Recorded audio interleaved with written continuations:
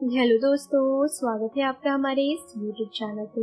दोस्तों, कहानी को शुरू करने से पहले एक जरूरी बात, अगर आपने चैनल को सब्सक्राइब नहीं किया है तो पहले आप जल्दी से चैनल को सब्सक्राइब कर दीजिए ताकि आपको हमारी आने वाली नई नई कहानियों की जो नोटिफिकेशन है वो आपको सबसे पहले मिलती रहे। तो चलिए दोस्तों, बढ़ते हैं हमारी आज की कहानी की तरफ। मीरा कन्या महाविद्यालय के गेट से बाहर आते ही अनुपमा मैडम ने अपनी चाल तेज कर दी। वे लगभग दौड़ रही थी, इसलिए उनकी बिटिया सीमा को भी दौड़ लगानी पड़ रही थी। अनुपमा मैडम सीमा के उस सवाल से बचना चाहती थी जो उसने गेट से बाहर आते ही दाग दिया था। मम्मी, मैं आपकी और विमल सर की अवैध संतान हूँ। वे बिना कोई उत्तर दिए चली जा रही थी, इसलिए जब उनके बगल से एक ऑटो गुजरा तो वो उसे रोककर अपनी बेटी सीमा को लगभग खींचते हुए ऑटो में बैठ गई। उन्हें पता था उनकी बेटी तो चालक के सामने कुछ नहीं बोलेगी। आज जो कुछ घटा उसकी उम्मीद उनको सपने में भी कभी नहीं थी। आज उनके स्कूल की छुट्टी जल्दी हो गई थी, तब उन्होंने अपनी बेटी को भी छुट्टी दिलाकर बाजार जाने की सोची थी। इसलिए वे उसकी बड़ी मैडम से अपनी बेटी की छुट्टी विकृत कराकर स्टाफ रूम में बैठी थी। तभी विमल सर स्टाफ रूम में आए। अनुपमा मैडम विमल सर से बात कर रही थी। उसी समय सीमा स्टाफ रूम में घुसी। उसे देखकर विमल सर बोले, ये तुम्हारी बेटी है? तभी उनके बात आगे बढ़ाने से पूर्व ही अनुपमा मैडम ने इशारे से उन्हें रोक दिया, परंतु सर के ये शब्द सीमा के कान में पड़ गए। उस समय तो सीमा कुछ नहीं बोली, परंतु गेट से बाहर आते ही मम्मी से पूछे बिना नहीं रही। ऑटो में चुप बैठी रही। सीमा घर पहुंचते ही बोल पड़ी, मम्मी, आप जवाब नहीं दे रही हो, जबकि मेरी सहेलियां मुझे चिढ़ाती है, कहती है तू भी कानपुर की और सर भी कानपुर के, और तेरे में सर का अक्ष दिखाई देता है। कहीं तेरी मम्मी और सर के बीच अफेयर तो नहीं था? और आज उनके शब्द यह तुम्हारी बेटी है, तभी तब क्या?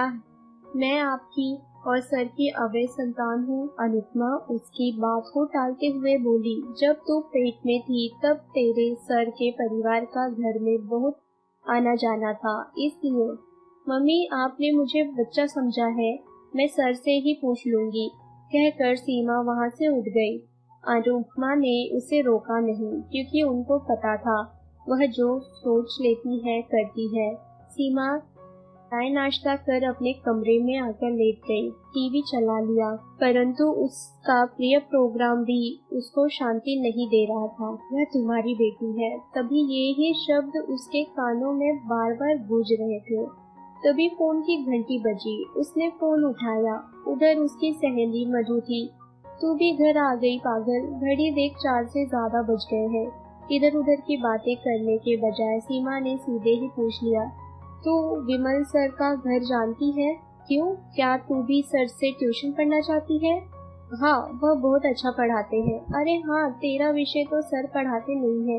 फिर तू तुझसे जितना पूछा है उतना बता, मैं खुद चली जाऊंगी, तू केवल पता बता। ऐसा कर, गांधी चौक की ओर से मेरे घर की ओर आएगी तो पहले ही मोड़ पर अंतिम मकान है, उनके नाम की प्लेट लगी है। उसने फोन रख दिया और मम्मी से बोला, मैं मधु के घर जा रही हूँ, जल्दी घर आ जाऊंगी। कुछ ही देर में सीमा सर के घर पे पहुँच गई। वह पहले झिझकी, फिर घंटी बजा दी। दरवाजा सर ने ही खोला। एक पल को वह सर को देखती ही रही, क्योंकि आज उसे सर दूसरे ही रूप में दिख रहे थे।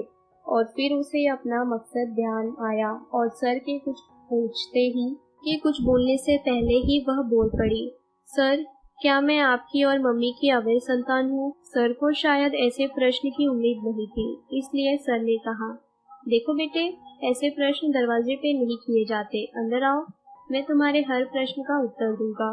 वह अंदर आ गई। अंदर सर ने अपनी मम्मी से उनका परिचय कराया। मम्मी, यह अनुपमा की बेटी है। सर की मम्मी पुलकिन हो उठी। मम्मी को भी ले आती बेटी। उनके और कुछ और बोलने से पूर्व ही सर ने मम्मी को कहा, मम्मी बाकी बातें बाद में हो जाएगी, इसे चाय नाश्ता कराओ।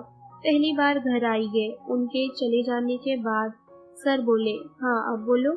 सर मैं आपकी और मम्मी की अवैध संतान हूँ। देखो बेटे, संतान अवैध नहीं होती बल्कि संबंध अवैध होते हैं।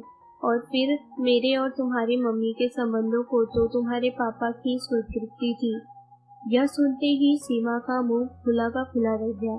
उसे तो विश्वास ही नहीं हो रहा था कि कोई इतना नीचे भी गिर सकता है। उसे यह समझ नहीं आया कि पापा की क्या मजबूरी थी।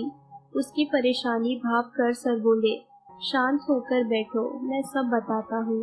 तुम्हारी मम्मी की शादी आम रिश्तानी शादी थी। पहले 2 साल शादी की खुमारी में निकल गए और फिर कानाफूसी शुरू हो गई कि घर में किलकारी क्यों नहीं बुझी। पहले घर से और फिर आसपास तुम्हारे पापा के दोस्त ताना मारते थे। उधर उनकी मर्दानगी पर चुटकुले बनाने लगे। साथ ही डॉक्टरी रिपोर्ट ने आग में घी का कार्य किया। कभी तुम्हारे पापा मिली कमी। तुम्हारे पापा ऑफिस का गुस्सा घर में निकालने लगे थे। इन्हीं दिनों हमारा परिवार तुम्हारे पड़ोस में आ गया। तुम्हारी मम्मी हमारे घर आती जाती। मैं तुम्हारी मम्मी के बाजार के काम कर देता। तुम्हारी मम्मी कोई बच्चा गोद लेने को कहती तो तुम्हारे पापा उनसे नाराज हो जाते। उनको अपनी मर्दानगी दिखानी थी। मेरी और तुम्हारी मम्मी के बीच निकटता बढ़ने लगी। तुम्हारे पापा ने हमारी निकटता को इग्नोर किया।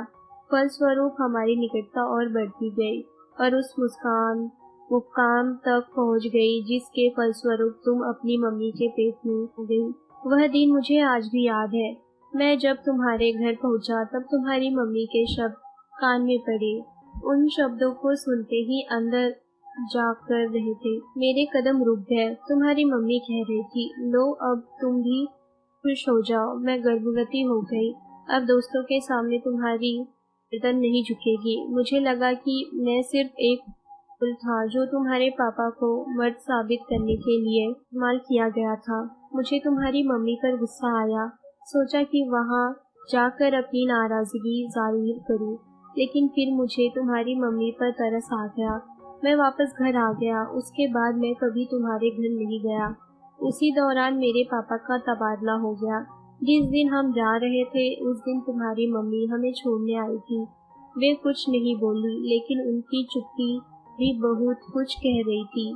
मैंने उनको माफ कर दिया। सर की मम्मी जो वहाँ आ गई थी, उन्होंने सब कुछ सुन लिया था। बोल पड़ी, बेटा इसने खुद को माफ नहीं किया और अब तक शादी नहीं की।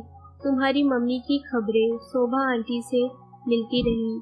तुम्हारा जन्म हुआ, तुम्हारे पिता ने पार्टी दी, लेकिन बताते हैं कि उनके चेहरे पर वह खुशी नहीं दिखाई दी जो एक बाप के चेहरे पर दिखाई देनी चाहिए थी। तुम्हारी मम्मी और पापा में झगड़ा और बढ़ गया।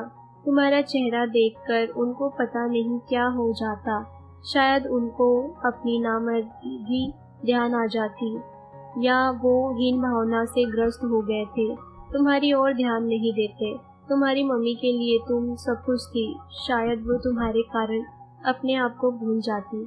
एक दिन तुम्हारी मम्मी कर रही थी। तुम जोर जोर से रो रही थी। तुम्हारे पापा वहीं खड़े थे, परंतु उन्होंने तुम्हें चुप नहीं कराया। उसी समय शोभा आंटी आ गई। तुम्हें जोर जोर से रोते देखकर वे तुम्हारे पापा से बोली, कैसा बाप है, लड़की रोए जा रही है और तू अपनी टाई बांधने में लगा है जैसे यह तेरी बेटी नहीं है। आंटी के बोलते ही वे आग बबूला हो उठे। वे चीखे, हाँ ये मेरी बेटी नहीं है, मैं तो नपुंसक हूँ। इतना कहकर वे घर से निकल गए और फिर केवल उनके मौत की सूचना आई कि उन्होंने रेलगाड़ी के आगे कूदकर आत्महत्या कर ली थी। बस एक ही बात उन्होंने अच्छी की, अपनी मौत के लिए किसी को जिम्मेदार नहीं ठहराया। कुछ दिन के बाद तुम्हारे मामा तुम्हारी मम्मी और तुमको लेकर चले गए। बात गंभीर हो गई थी। एक तरह से वहाँ चुप्पी छा गई। चुप्पी सीमा ने ही तोड़ी। सर, मेरी शादी के बाद मेरी मम्मी अकेली रह जाएगी। आप भी कभी अकेले हो जाओगे, इसलिए आप और मम्मी अपने उन वे समुद्र को वैध नहीं बता सकते। पगली, अब हमारी शादी की उम्र थोड़ी ही है। अब तो तेरी शादी करनी है। लेकिन सर, आपसे मिलने के बाद मैंने मम्मी के चेहरे पर अलग ही चमक देखी थी। और अब जब आपने घर के दरवाजे पर मुझे देखा तो आपके चेहरे पर भी वही चमक मैंने महसूस की। बहुत बड़ी हो गई है तू और लोगों को पढ़ाना भी जानती है। प्लीज सर, तू एक तरफ तो मुझे पापा बनाना चाहती है और दूसरी ओर सर सर भी करे जा रही है। पापा नहीं कह सकती। सॉरी पापा, कहती हुई वह सर से लिपट गई। दादी ने उसके सिर पर हाथ फेरते हुए कहा, चल बेटा, नी बहू के पास चलते हैं। सीमा ने उनको रोक दिया। पहले मैं मम्मी से बात कर लूं। मैं तेरी मम्मी को जानती हूँ, वह भी राजी हो ही जाएगी। हाँ दादी, मम्मी मेरी खुशी के लिए कुछ भी कर सकती है। सीमा वापस घर जाने के लिए उठ खड़ी हुई। तब वह विमल सर उसे छोड़ने आ गए। उधर अनुपमा सीमा के लिए चिंतित हो रही थी। दरवाजे की घंटी बजी। दरवाजा खोलने पर सामने सीमा ही थी। अनुपमा चीखी, कहाँ गई थी तू? पापा के पास। तेरे पापा तो मर चुके हैं। वे मेरे पापा नहीं थे, वे आपके पति थे और फिर वे उन्हें अपना पापा नहीं मानती। जो अपनी पत्नी को पराये मर्द के साथ सोने के लिए प्रेरित करता है मात्र इसलिए कि दुनिया के सामने अपने मर्द को दिखा सके। अपने मर्द को दिखाने के लिए पत्नी द्वारा बच्चा गोद ले लेने के विचार को भी ना सुने।